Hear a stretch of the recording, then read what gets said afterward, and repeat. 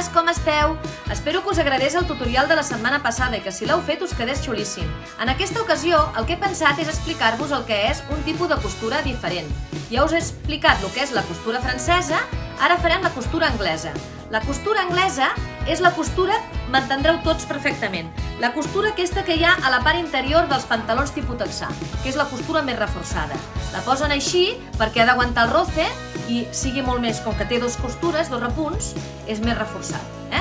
Llavors, amb lones, amb altres tipus de coses que necessitin molta pressió, us anirà molt bé de saber-ho fer.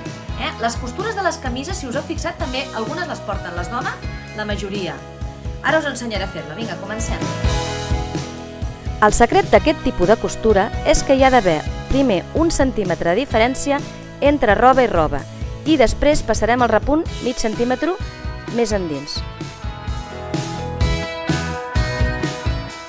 Si us va millor, us objecteu amb agulles per saber per on heu de passar el repunt.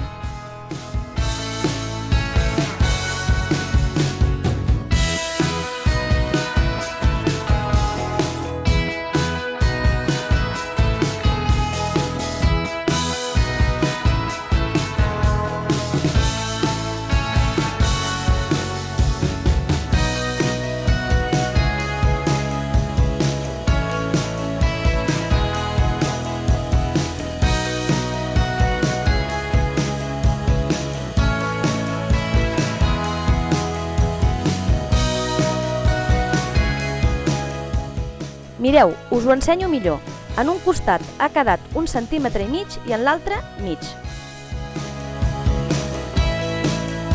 Hem deixat 1,5 primer, hem cosit a mig i ara doblego mig centímetre.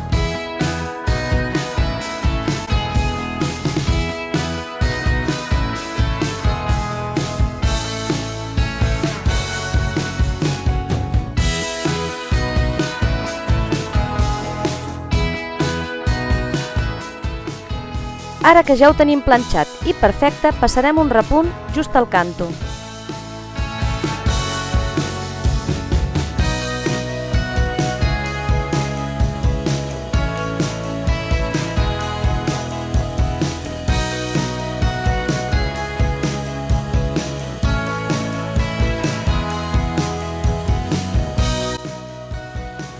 D'aquesta banda hi ha dues costures, d'aquesta banda només hi ha una.